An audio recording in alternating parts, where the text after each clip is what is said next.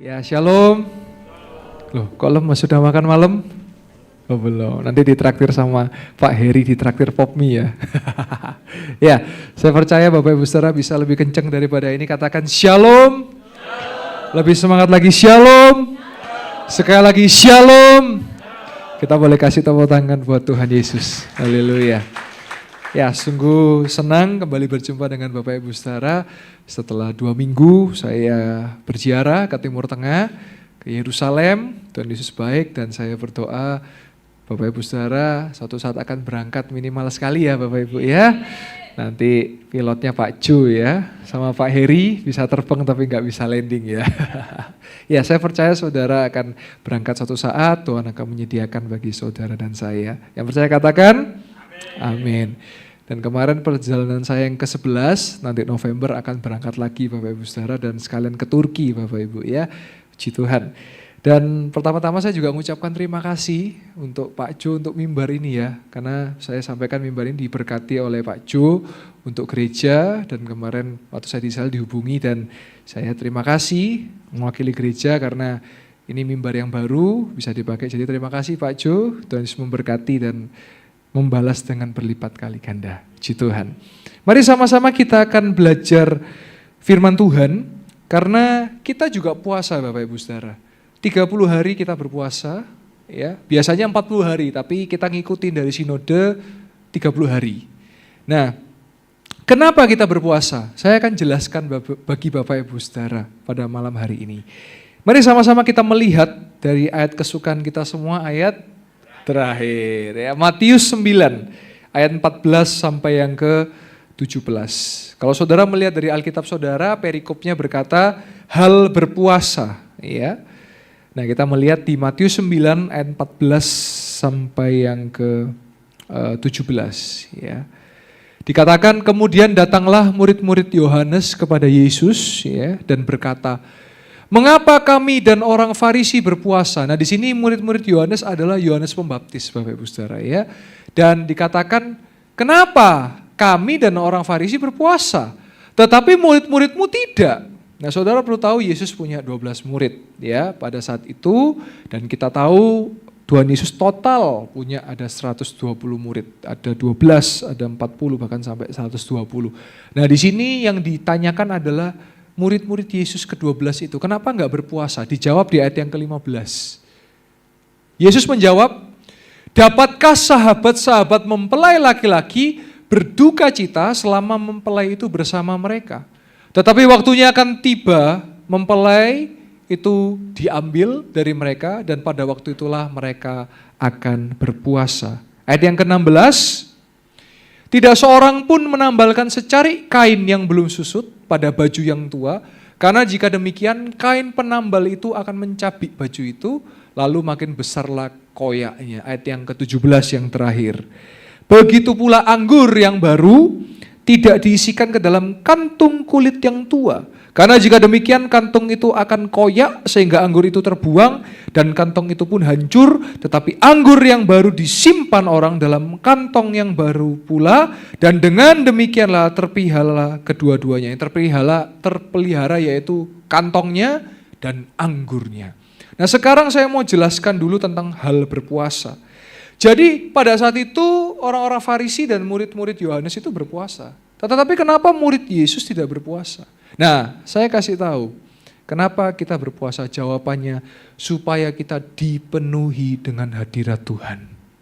Jadi kita berpuasa supaya kita tidak hidup dengan daging kita, tapi kita berpuasa biar kita dipenuhi hadirat Tuhan. Kalau saudara tadi baca, Yesus memberikan jawaban dengan alegoris. Alegoris itu perumpamaan atau istilahnya kiasan. Dikatakan kalau mempelai itu ada bersama-sama, kenapa harus ada duka cita? Maksudnya karena murid-murid itu bersama dengan Yesus, sehingga mereka nggak perlu berpuasa. Karena mereka ada di tengah-tengah hadirat Tuhan.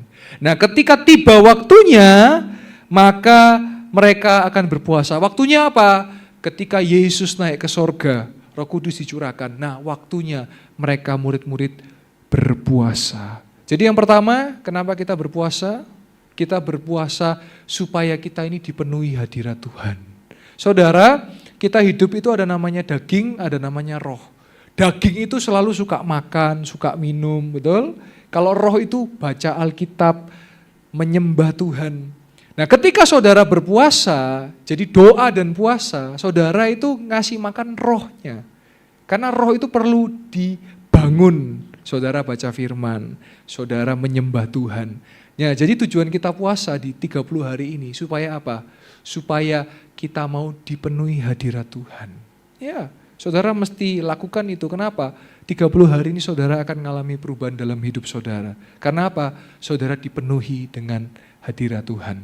Nah, ketika kita dipenuhi hadirat Tuhan, maka kita akan jadi pribadi atau menjadi sesuatu yang baru. Kita lihat di ayat 16, itu juga kiasan. Gak bisa secari kain itu kalau belum susut pada baju yang tua. Kenapa? Nanti tambah robek. Artinya apa? Kalau saudara tetap kekeh dengan hidup yang lama, sukar untuk Tuhan bekerja dalam hidup saudara.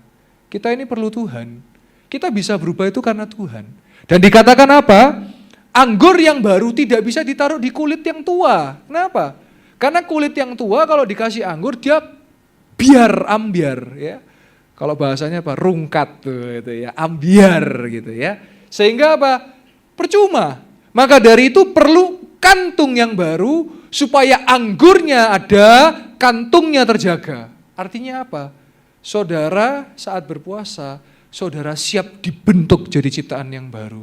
Saudara siap dibentuk jadi pribadi yang baru. Yang percaya katakan amin.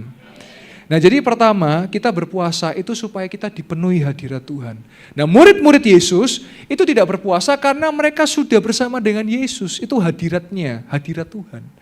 Nah, sekarang karena Tuhan Yesus ya, saya pribadi sepanjang hidup pelayanan saya tidak pernah melihat secara kasat mata, tapi saya berjumpa secara spiritual, merasakan hadirat Tuhan. Nah, maka sekarang kita perlu berpuasa karena secara fisik kita tidak berjumpa dengan Yesus. Kalau pada saat itu mereka berjumpa dengan kemanusiaan Yesus. Itu kalau dalam bahasanya adalah kristologi, bagaimana Kristus Tuhan yang menjadi manusia. Nah, sekarang alasan kedua kenapa kita berpuasa, supaya kita dipenuhi kuasa. Katakan kuasa. Nah, Tuhan Yesus setelah dia dibaptis, dia berpuasa 40 hari, 40 malam. Baru setelah itu dia melakukan pelayanannya. Dan pertama mujizat yang dilakukan ada yang tahu apa? Merubah air menjadi air anggur ya. Anggur wungkul-wungkul ya, gede-gede. Ya, kalau dalam bahasa Inggris lebih jelas. Kalau dalam bahasa Inggris itu kalau buah anggur itu adalah grape ya, tapi kalau air anggur itu wine. Jadi artinya fermentasi daripada sari anggur. Nah, Bapak Ibu Saudara, ketika Yesus berpuasa, nah ini ya, dia itu kalau ini daripada tafsiran-tafsiran dan saya percaya ini, dia itu juga minum air Bapak Ibu Saudara. Kenapa? Karena waktu dicobai iblis yang pertama dicobai langsung makanan. Ubahlah batu menjadi roti. Tapi Yesus jawab apa? Manusia tidak hidup dari roti saja, tapi dari apa? Dari capcay, rujak cingur, pecel. Ya.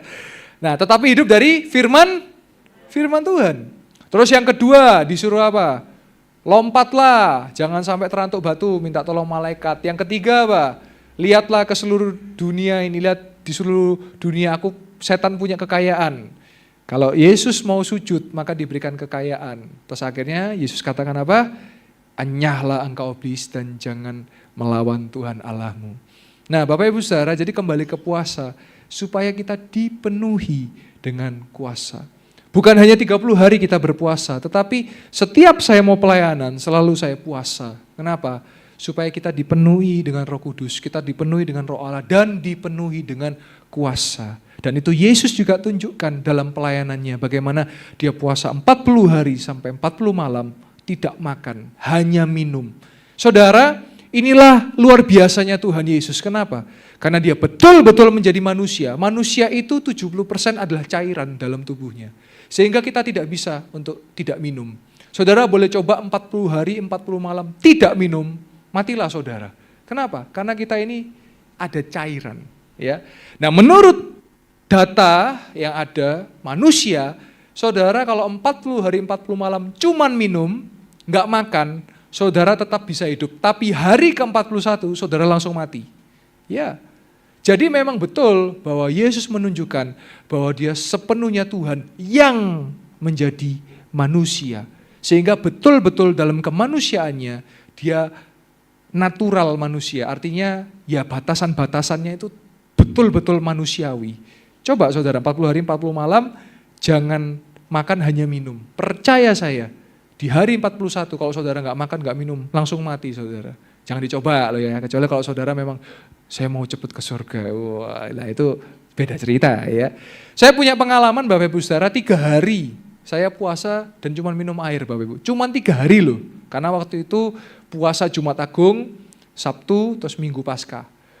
Itu loh saudara, hari kedua setengah, berarti mau ke hari ketiga. Mohon maaf ya. Semuanya serba BAK gitu. Saya singkat BAK ya saudara ya. Jadi bukan BAB, tapi BAK. Jadi apa ya? Air semua yang keluar Bapak Ibu Saudara. Karena saking tidak ada yang dimasukkan, jadi keluarnya air semua. Lah saya nggak bayangkan kalau 40 hari nggak makan. Nah itu bagaimana? Tetapi itu Yesus lakukan. Karena apa? Dia mau kasih contoh bahwa berpuasa itu memberikan kuasa. Katakan kuasa. Nah jadi hari ini saudara memahami ketika kita berpuasa, yang pertama, kita mau dipenuhi hadirat Tuhan. Saudara menahan lapar, ya nggak mudah saudara. Kalau saudara, nah saya misalnya ada yang tanya, Pak cara puasa gimana? Oke saya jelaskan. Yang pertama, jam 10 malam nanti 22.00 saudara sudah berhenti tidak makan, tidak minum. Ya, besok pagi bangun, saudara boleh minum, tapi minumnya air putih, bukan es campur ya Bapak Ibu ya. Lah iku nggak minum iku, mangan. Saya tuh heran kadang-kadang ya, makan tapi minumnya es campur, tapi kan bukan minum ya. Itu kan sama dengan makan ya, karena es campur di situ ada kolang-kaling, ada cau, ya, terus ada nanas, wis saudara lebih ngerti lah ya. Nah, minum air putih boleh, ya. Loh Pak, tapi kalau saya ada mah gimana? Ya sekuatnya saudara. Saudara, kalau saya boleh bersaksi, dulu saya punya mah ya Bapak Ibu Saudara. Puasa itu nggak makan telat aja sakit. Tapi suatu kali saya menantang diri saya, waktu itu ada doa puasa di gereja dan saya bilang, Tuhan saya mau ngalami mujizat Tuhan, saya mau berpuasa, saya mau dipenuhi hadirat Tuhan, saya mau dipenuhi kuasa, sembuhkan saya. Dan saudara tahu, puji Tuhan, 1 bulan itu saya coba puasa, saya bukanya sore, bukanya malam. Jadi ada 3 jam buka ya, jam 1 siang bisa, jam 3 sore boleh, jam 6 malam boleh. Atau mau buka lebih dari jam 6, silahkan sesuai dengan iman saudara masing-masing. Nah, ketika saya coba, puji Tuhan sampai hari ini, saya puasa dan mahnya sudah tidak ada lagi. Saya percaya kita boleh kasih tepuk tangan buat kemuliaan nama Tuhan. Nah jadi saudara, saya percaya kalau saudara percaya, pasti saudara akan ngalami. Nah ini waktunya, bulan ini waktunya karena 30 hari puasa, doa puasa. Saudara kalau doa puasa juga disertai doa ya, bukan cuma puasa aja. Kalau saudara puasa aja namanya diet saudara ya. Tapi harus doa dan puasa. Artinya saudara lagi kerja, saudara tahan makan tapi saudara sambil doa, sambil ucapkan firman, sambil menyembah Tuhan. Nah, nanti saudara ngalami hal-hal yang belum pernah saudara alami, saudara akan alami. Nah dari situ akhirnya mah saya hilang, saya nggak pernah sakit mah lagi. Bahkan hari ini kalau saya tahan makan sampai malam bisa tahan saudara. Karena apa? Ya karena sudah tidak ada mahnya. Nah saya percaya saudara pun bisa mengalami. Tapi ini takaran iman beda-beda loh ya. Kalau saya ekstrim kayak itu saya coba langsung bisa. Kalau saudara memang gak kuat ya jangan. Nanti saudara sakit ini gara-gara Pak Yoel lah. Nanti saya yang dikejar lagi. Saya yang disuruh ngasih obat. Gak gitu ya. Tapi saudara maksud saya mencoba untuk saudara untuk coba saudara alami sendiri ya. Pak tapi saya cuma bisa puasa 4 jam, ya nggak apa-apa. Yang penting saudara janjinya sama Tuhan, jangan janji sama saya loh ya. Tapi saudara ngomong sama Tuhan, saya coba 4 jam dulu, saya coba 5 jam dulu, bertahap. Tetapi sekali lagi saya tekankan malam hari ini, puasa itu 2, 1 dipenuhi hadirat Tuhan, dan yang kedua dipenuhi kuasa. Jadi tadi Yesus sudah menunjukkan kenapa murid-muridnya tidak berpuasa. Karena murid-murid itu ada di tengah-tengah hadirat Tuhan. Nah saat ini kita harus dipenuhi hadirat Tuhan. Salah satu caranya berpuasa. Bukan hanya bulan ini saja. Kalau saya senang sebelum pelayanan kita puasa. Kenapa? Supaya daging kita ini lemah, roh kita yang kuat. Sehingga kita dituntun oleh roh. Ya, yang percaya katakan amin. Ya. Jadi dua itu, saudara, yang pertama dipenuhi hadirat Tuhan, dan yang kedua dipenuhi kuasa. Saya mau saudara ngalami ya, karena kalau nggak ngalami ya beda saudara.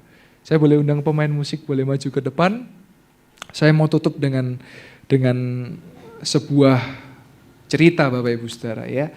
Jadi tadi siang sebelum saya ke Blitar, saya ketemu dengan pelayan-pelayan full-timer multimedia di Malang ya. Jadi di Malang sekarang ada full-timer multimedia, ada 9 orang Bapak Ibu Saudara. Satu tim, satu set tim. Saya ngomong sama mereka karena kadang-kadang tanpa sadar ya, kita itu, ya ini saya kasih nilai bagi Bapak Ibu Saudara. Kadang-kadang kita kalau ngomong misalnya, saya mau pergi ke kota Malang. Oh iya, semoga sampai di tempat tujuan dengan selamat gitu ya. Semoga itu kan nggak pasti, bisa iya bisa tidak kan. Termasuk kiranya itu kan, kiranya perjalanan Anda selamat. Saudara, saya mau rubah karena kita punya iman. Bukan semoga, bukan kiranya, tapi percaya dan pasti. Ya, itu perkataan iman. Contoh, misalnya ada yang ulang tahun ya. Semoga kiranya panjang umur dan sehat selalu. Berarti belum tentu, karena semoga kan. Bisa iya, bisa tidak. Tapi kita rubah. Percaya dan pasti diberi Tuhan kesehatan. Pasti diberi Tuhan berkat. Pasti diberikan Tuhan rejeki. Pasti ditolong Tuhan. Pasti panjang umur. Itu udah beda artinya.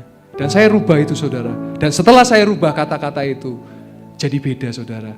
Nah sebab itu setiap perkataan kita juga mengandung kuasa. Jadi hari ini dirubah semoga jadi pasti. Ya. Pak saya mau ke Malang, pasti pulang kembali ke Blitar dengan selamat. Saya mau kerja, pasti berhasil dan beruntung. Loh itu perkataan iman Bapak Ibu Saudara. Bapak Ibu, saya mau kuliah keluar kota, pasti Tuhan Yesus tolong lo gitu. Bukan semoga ya nak, semoga. Enggak, pasti. Dan bukan cuma sekedar dikatakan, tapi saudara juga harus melakukan. Karena iman juga berbicara tindakan dan perbuatan. Jadi hari ini, sekali lagi, sebelum kita datang ke hadirat Tuhan, puasa berbicara kita dipenuhi hadirat Tuhan. Dan yang kedua, puasa berbicara kita dipenuhi kuasa. Perkataan kita berkuasa, tindakan kita berkuasa, dan hidup kita gak akan sama lagi seperti tadi dikatakan apa? Kantong anggur yang baru, dikasih anggur, anggurnya mantap, kantongnya juga mantap.